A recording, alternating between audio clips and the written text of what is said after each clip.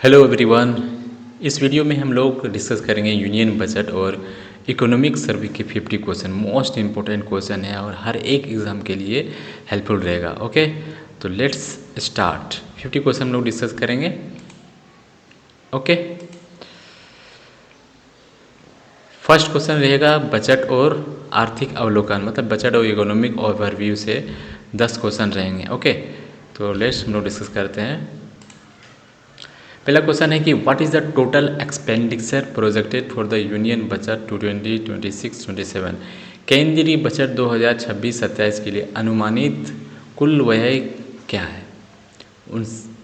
Option A है 59.6 lakh crore, option B है 53.5 lakh crore, option C 46.5 lakh crore, option D है 55.6 lakh crore. Answer is 53.5 lakh crore. Okay, कितनी है? 53 लाख पॉइंट। ओके, अब नेक्स्ट क्वेश्चन चलते हैं कि वित्तीय वर्ष 2026-27 के लिए राज्य कोषीय घाटे यानी फिस्कल डिफिसिट का लक्ष्य क्या था? 4.5%, 4.4% ऑफ जीडीपी, 4.3% ऑफ जीडीपी और 4% ऑफ द जीडीपी। कितनी थी? तो इसका आंसर है 4.3% ऑफ द जीडीपी। मतलब 2026-27 के लिए सरकार ने जो राज्य कोषीय घाटा रखा है वो 4.3% सीमित का लक्ष्य रखा है। ओके, तीसरा क्वेश्चन है कि आर्थिक सर्वेक्षण इकोनॉमिक सर्वे 2025-26 के लिए वित्त वर्ष 2026 के लिए वास्तविक जीडीपी वृद्धि का अनुमान क्या है? Real GDP growth for financial year 26 कितना है? 6.8% या 7.2% या 7.4% या 8%? आंसर है 7.4%। 2025-26 के लिए जीडीपी वृद्धि कितना है? 7.4% इकोनॉमिक सर्वे के अनुसार। ओके, थर्ड क्वेश्चन है कि व्हाट इज़ द एस्टिमेटेड डेब्ट to GDP ratio financial year 2026 and 27। 2026-27 के लिए डेब्ट टू जीडीपी रेशियो का अनुपात कितना है? ऑप्शन ए 56.1%, 60%, 55.6% और ऑप्शन डी 50%। तो इसका आंसर है 55.6%। डेब्ट to GDP ratio for the financial year 2026 and 27 is 55.6%। Okay, again fifth question बहुत अच्छा क्वेश्चन है कि इंडिया का image as world largest exporter of service, Bharat दुनिया का सबसे बड़ा सेवाओं का निर्यातक बनकर उभरा है। सर्विसेज सेक्टर में कितने नंबर में आता है और दुनिया में? 5वां नंबर पे, 7वां नंबर पे, 10वां नंबर पे या तीसरा नंबर पे? तो इसका आंसर है 7वां नंबर पे। ओके, भारत अब वैश्विक बाजार में सेवाओं का 7वां बड़ा एक्सपोर्टर बन गया है। ओके,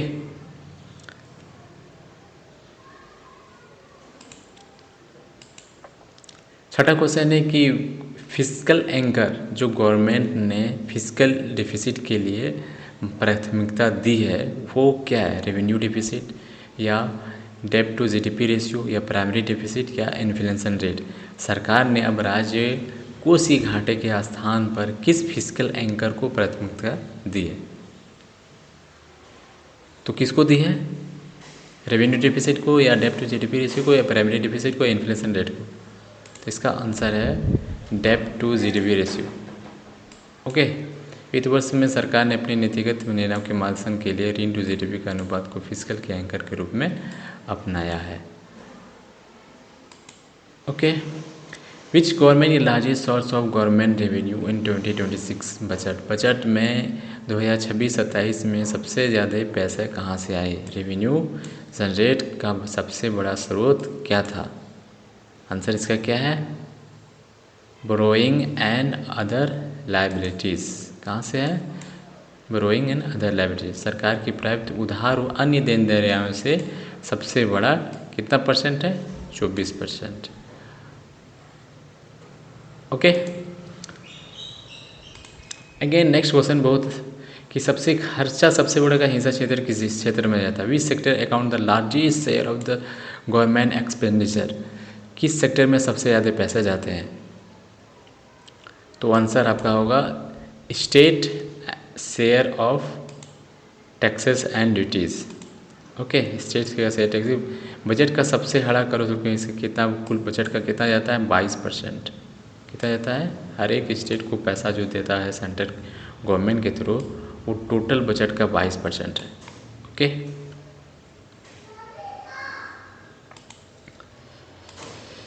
उसके बाद है कि most important question, what is the projected capital expenditure 26-27 में पूंजी जो व्यय है सार्वजनिक के लिए, कैपिटल एक्सपेंडिचर क्या है। 10 लाख करोड़ या 12.10 करोड़ या 9.5 करोड़ या 11.1 करोड़। कितना कैपिटल एक्सपेंडिचर, उस वो एक्सपेंडिचर जिससे कुछ कैपिटल बनाया जाएगा, कुछ फिजिकल स्ट्रक्चर वगैरह बनेंगे, तो उसके लिए कितना खर्च करके करेंगे 12.2 करोड़, मतलब 12.2 लाख करोड़ खर्च कैपिटल एक्सपेंडिचर के लिए अनुमान लगाया गया है। ओके, 10वां क्वेश्चन बहुत इंपॉर्टेंट क्वेश्चन है, what is the share of private final consumption of expenditure and GDP for financial year 26। वित्त वर्ष 2026 के लिए जीडीपी में निजी अंतिम उपयोग प्राइवेट फाइनल कंजम्पशन एक्सपेंडिचर का हिस्सा क्या है। 50%, 61.5%, 30% या 45%। इसका आंसर है 61.5%। वित्त वर्ष 2026 के लिए जीडीपी निजी अंतिम उपयोग के लिए हिस्सेदारी सबसे अधिक 61.5, मतलब प्राइवेट जो कंजप्शन है, जो लोग अपने ज़्यादा निजी उपभोग करते हैं, समझे ना, तो उसके लिए 61.5% है। ओके, नेक्स्ट जो 10 क्वेश्चन हम लोग योजना के बारे में देखेंगे जो बजट में और इकोनॉमिक सर्वे में मेंशन था। ओके,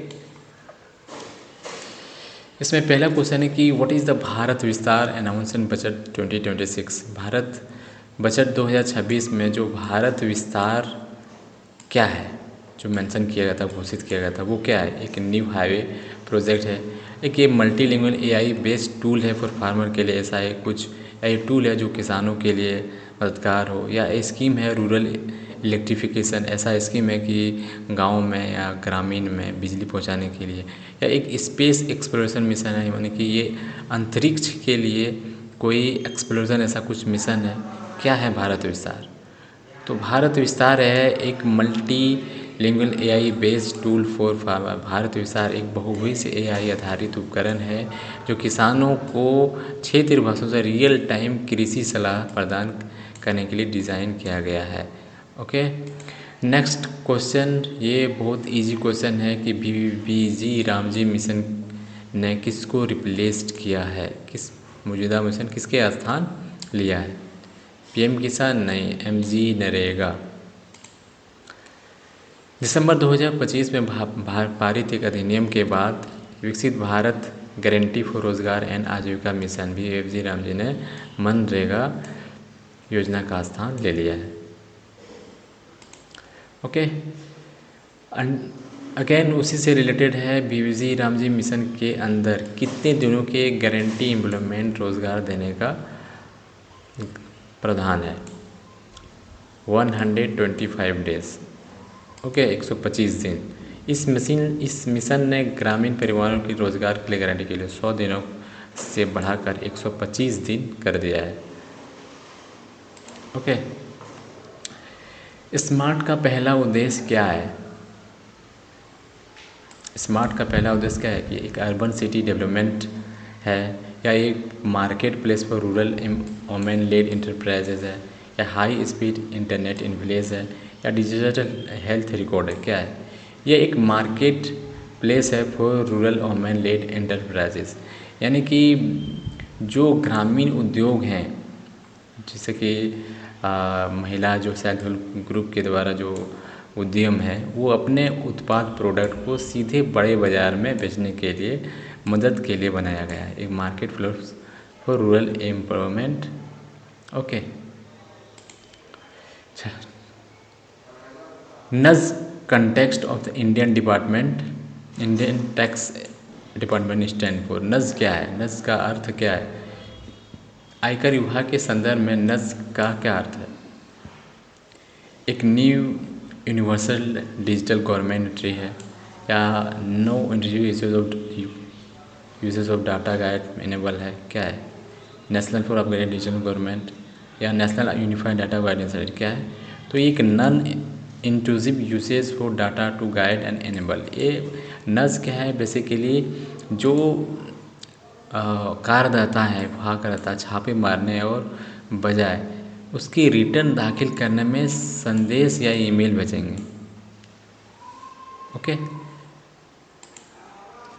शासी स्कीम प्रोवाइड स्टेट्स विद। शासी योजना राज्यों को क्या प्रदान करती है? Direct cash grant for welfare. शासी योजना राज्यों को क्या देता है?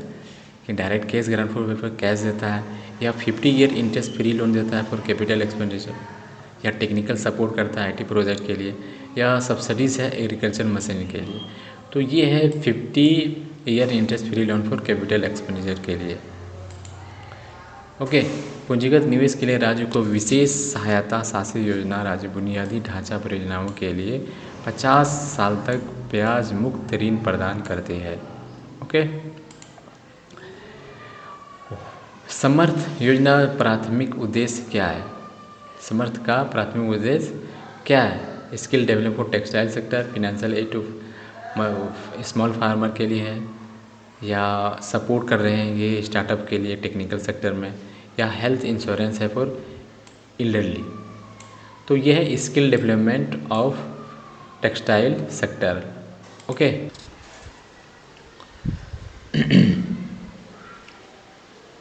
नमो ड्रोन दीदी योजना। ये दीदी योजना है, तो ये सेल्फ हेल्प ग्रुप के लिए ही होगा, वुमेन सेल्फ हेल्प ग्रुप के लिए है ऐसा योजना। ओके। नमो ड्रोन दीदी योजना महिला स्वयं सहायता समूह के को कृषि उपयोग के लिए ड्रोन प्रदान करने के केंद्रित है। Okay. What is the goal of the bio pharma शक्ति इनिशिएटिव? बायो फार्मा शक्ति पहल का लक्ष्य क्या है? It's establishing India is global manufacturing hub for the biologist and bio similar, या प्रमोट हर्बल मेडिसिन, या सब्सिडाइज फार्मास्यूटिकल एक्सपर्ट, या provide free vaccine for the all citizen. Establish किया इंडिया एक global manufacturing hub for biologist and bio similar. Okay. Bio pharma शक्ति का लक्ष्य कि भारत को बायोलॉजिस्ट और बायो सिमिलर्स जैसे उन्नत जो चिकित्सा उत्पाद है, मतलब कि मेडिकल जो प्रोडक्ट के लिए वर्ल्ड में मैन्युफैक्चरिंग केंद्र बनाना, मतलब ऐसा ग्लोबल मैन्युफैक्चरिंग हब बनाना है जो बायोलॉजिस्ट और बायो सिमिलरियस प्रोडक्ट हो। ओके। नेक्स्ट क्वेश्चन है कि SNG पर्ज मॉडल जो डिज़ाइन किया गया है वो किसके लिए बनाया गया है? वन टाइम टैक्स सेटलमेंट के लिए, या just time fund management for centrally sponsored scheme के लिए, कि जो सेंट्रली स्पॉन्सर करने उसके लिए फ़ंड का मतलब एडजस्टमेंट करना, या consolidation of all bank account in one, या simplifying the pension system. SNG purge model क्या है? तो SNG पर्ज में जस्ट जो टाइम मैनेजमेंट करेगा सेंट्रली स्पॉन्सर्ड स्कीम। अब हमको कमेंट सेक्शन में बताइए कि कौन सा ऐसा स्कीम है जो सेंट्रली स्पॉन्सर्ड स्कीम है। ओके।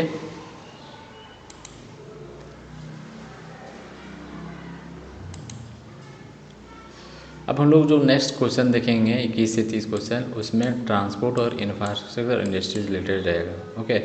तो चलिए शुरू करते हैं क्वेश्चन कि how many national water way does budget 2026-27 में कितने नेशनल वाटर वे को विकसित करने का प्रस्ताव रखा गया है? आंसर 10 है, 20 है, 50 है या 100 है? सर कितना है? 20। सरकार ने अगले 5 से 20 वर्ष के लिए 20 नए जल मार्ग विकसित करने का प्रस्ताव रखा है। उड़ीसा और पश्चिम बंगाल में विकास के लिए किस विशेष राष्ट्रीय जलमार्ग पर प्रकाश डाला है? तो ये कौन सा नेशनल वाटर वे है जो कि एक स्पेसिफिक हाईलाइट किया है development for Orissa and West Bengal? तो नेशनल वाटर वे 5 है। बजट में राष्ट्रीय मार्ग जल मार्ग जो नेशनल वाटर वे विकास का विशेष उल्लेख किया गया है जो उड़ीसा और पश्चिम बंगाल से होकर गुजरता है। डेडिकेटेड केमिकल पार्क जो है फॉलो करता है विच मॉडल? समर्थित केमिकल पार्क किस मॉडल को पालन करेंगे? बिल्ड, ऑपरेट, ट्रांसफ़र को, plug and play and public private partnership और लीज होल्ड पे। जो ये डेडिकेटेड केमिकल पार्क्स है वो कौन से मॉडल पर बनेंगे? क्या वो प्राइवेट के द्वारा बिल्ड करके और ऑपरेट करके ट्रांसफ़र कर देंगे, या प्लग एंड प्ले होगा, या पब्लिक प्राइवेट पार्टनरशिप के द्वारा होगा, या लीज होल्ड पे होगा? तो इसका आंसर है प्लग एंड प्ले। 3 नए केमिकल जो park plug and play model पर बनाए जाएंगे जहां बुनियादी ढांचा पहले से ही तैयार रहेगा। Okay. New dedicated flight corridor जो कनेक्ट करेगा 2 लोकेशन को, वो कौन सा 2 लोकेशन है? दिल्ली मुंबई को, या डनकुनी वेस्ट बंगाल सूरत गुजरात को, या चेन्नई कोलकाता को, या अमृतसर कोलकाता को? नया जो न्यू जो फ्लाइट डेडिकेटेड कॉरिडोर है वो किससे कनेक्ट होकर के जाएगा? तो इसका आंसर है दुनकनी वेस्ट बंगाल एंड सूरत गुजरात। नया पूर्वी पश्चिमी स्मृति माल गलियारा पश्चिम बंगाल के दानकुनी को गुजरात से सूरत जोड़ने का प्रस्ताव है। गवर्नमेंट ने एम क्या इंक्रीज है शेयर कोस्टल कार्गो टू, कितना परसेंटेज इंक्रीज करने का लक्ष्य रखा है? सरकार का लक्ष्य कितना है 2047 में तट कोस्टल कार्गो का हिस्सा बढ़ाकर कितना रखा है? 12%। तटीय कार्गो संवर्धन योजना के तहत 2047 तक तटीय शिपिंग हिस्सेदारी के वर्तमान 6% से दोगुना करके 12% करने का लक्ष्य रखा है। रेयर अर्थ कॉरिडोर प्रपोज किया गया है वो कौन कौन सा राज्यों में प्रस्तावित है? Which state proposed? ओके, तो ये कौन सा स्टेट है? तो ये उड़ीसा है, केरलम है, आंध्र प्रदेश है और तमिलनाडु है। बजट में 4 राज्य में उड़ीसा, केरलम, आंध्र प्रदेश, तमिलनाडु। आप हमको कमेंट सेक्शन में ये बताइए कि केरल से केरलम कौन सा अनुच्छेद यानी आर्टिकल्स के द्वारा संशोधित करके बनाया गया है? मोस्ट इम्पॉर्टेंट क्वेश्चन मुझे लगता है सर। ओके, पीएम मित्रा इनिशिएटिव है वो किससे संबंधित है, किससे रिलेटेड है? सोलर पैनल के लिए for farmers, mega integrated textile reason और अप्रैल पार्क्स के लिए, रूरल रोड बिल्डिंग के लिए और नाइबरहुड फ्रेंडशिप के लिए, किसके लिए है?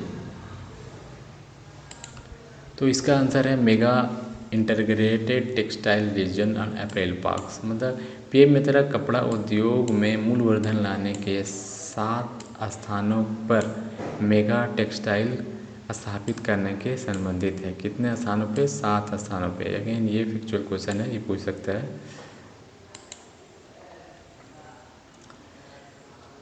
भारत सेमीकंडक्टर मिशन के लिए जो 2.0 है के लिए कितना आवंटन कितना किया गया है? 1000 करोड़, 2000 करोड़, 4000 करोड़ और 5000 करोड़। आंसर इसका है 4000 करोड़। ओके, घरेलू सेमीकंडक्टर परिस्थिति तंत्र के लिए 4000 करोड़ रुपये आवंटित किए गए हैं।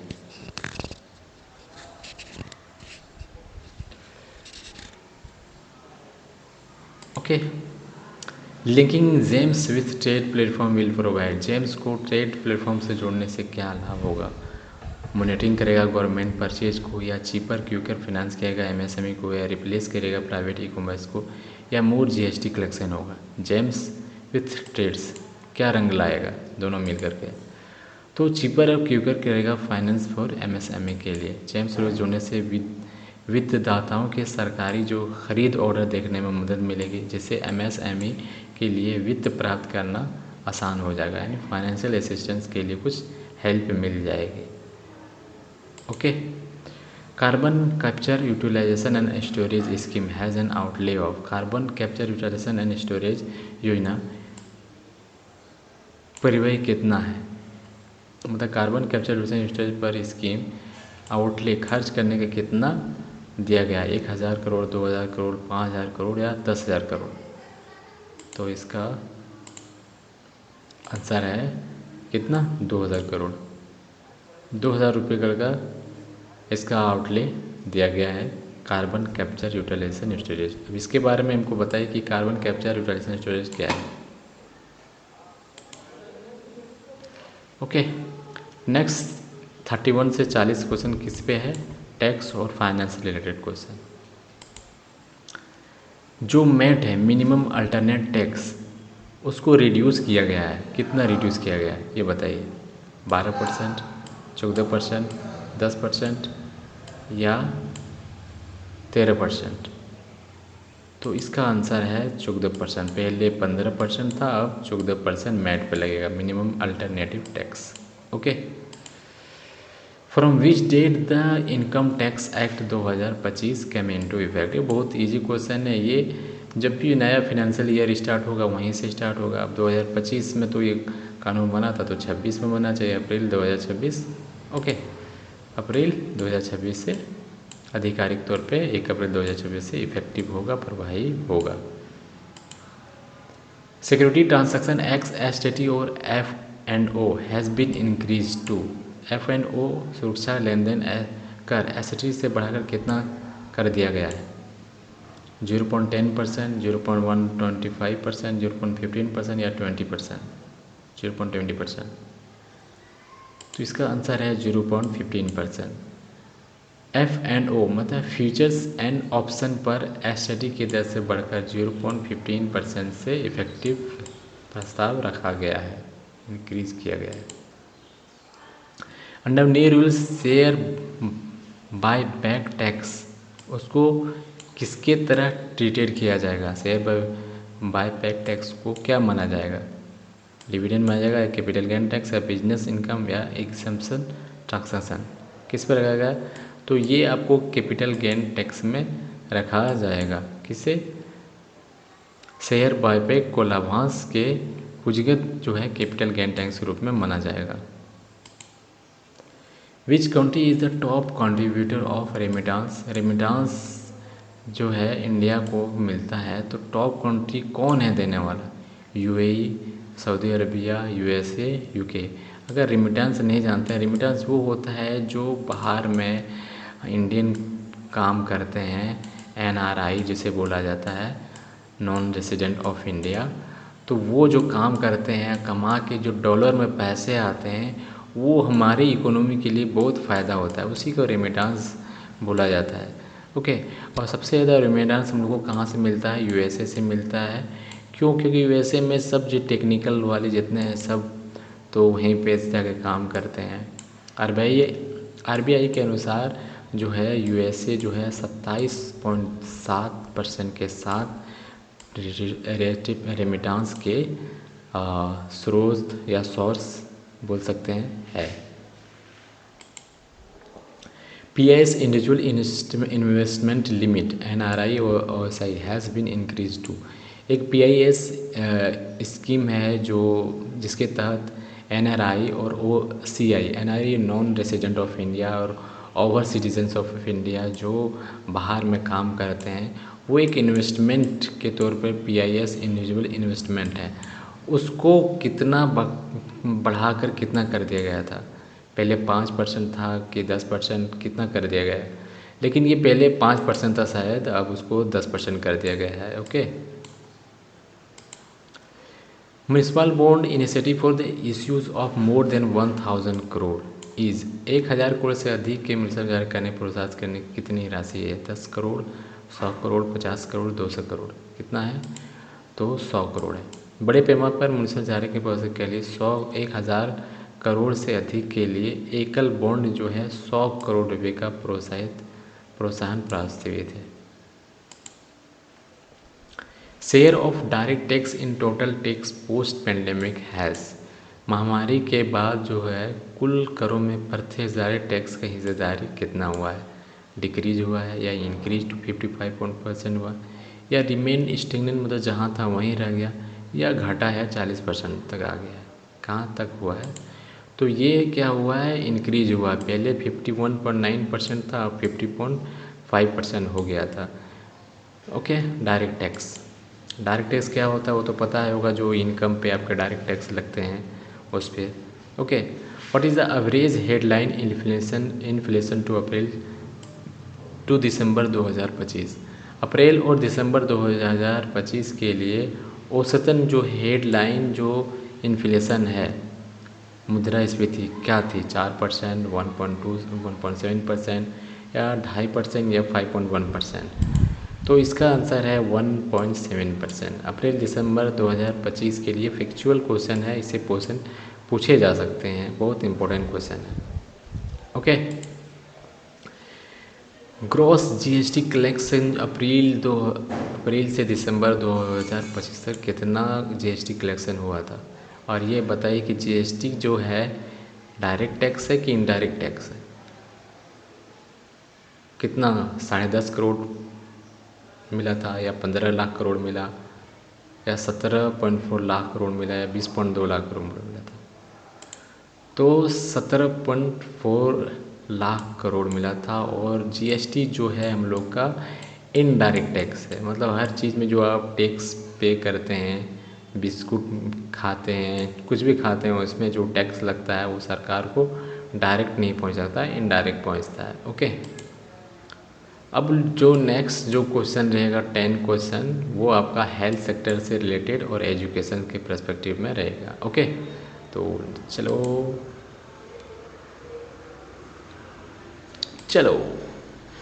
How many knew all India institute of Ayurveda propose, 2025 में ऑल इंडिया इंस्टीट्यूट को प्रपोज किया गया था, कितने किए गए हैं, 3, 1, 5 या 2। आंसर है इसका 3 प्रपोज किया गया है नए ऑल इंडिया आयुर्वेद इंस्टीट्यूट को प्राप्त करने का। ठीक, content creator lab will be set up in how many secondary school, secondary school में कंटेंट क्रिएटर को लैब बनाया जाएगा हर एक स्कूल में तो नहीं, लेकिन कितने स्कूल में ये बनाया जाएगा। पहले जो प्राइमरी जो फोकस है वो कितने स्कूल में बनाने जाएंगे, वो है 15,000। ओके, डिजिटल रस्म कौशल विभाग के लिए जो अभी इंस्टाग्राम यूट्यूब पर शॉर्ट वीडियोस बनाते हैं या फुल बनाते हैं, तो 500 कॉलेजों में और 15,000 सेकेंडरी स्कूल में। ओके, उसके बाद है पीएम सेतु योजना किस पर केंद्रित है, नेशनल हाईवे पर है या आईटीआई सिस्टम ग्रिड पे है, रूरल ब्रिज पे है या डिजिटल पेमेंट पे है। सेतु मतलब होता ही है ब्रिज, अब ब्रिज में तो एक ही आंसर आ रहा है, रूरल ब्रिज। ठीक ना, तो ये क्या है, आईटीआई सिस्टम अपग्रेड। पीएम सेतु गलत हो जाता ना, पीएम सेतु का उद्देश्य युवाओं को रोजगार क्षमता सुधार के लिए आईटीआई प्रणाली को उद्योग आधारित मॉडल पर अपग्रेड करेंगे, उसे करेंगे पीएम सेतु स्कीम से। बहुत ही कन्फ्यूज़न पार्ट था ये। Okay, what is the India's multi modal poverty index 2022-23 के पर्सपेक्टिव में, ये बहुत ही इंपॉर्टेंट क्वेश्चन है। ये 2022 में भारत का बहुआयामी जो गरीबी सूचकांक है वो कितना है, 25%, 15.5% या 11.28% या 5.3%। इसका आंसर है 11.2.8%। भारत का एमपी 2005 के 55% से घटकर 2022-23 में 11.2% हो गया है। पहले कितना था, 55% 2005। ये डाटा बहुत इम्पोर्टेंट है और इससे क्वेश्चन बनता है। Which city will host the global big cat summit 2026, global big cat summit 2000 की मेजबानी कौन सा शहर करेगा, मतलब हो गया है वो नई दिल्ली में।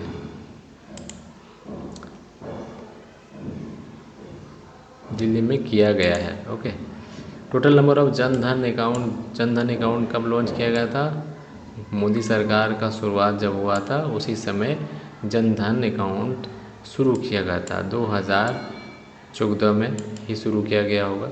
ओके, और ये कितना करोड़ पहुंच गया है अकाउंट, तो जनधन पीएम जनधन योजना 50.02 करोड़ पहुंच गया है।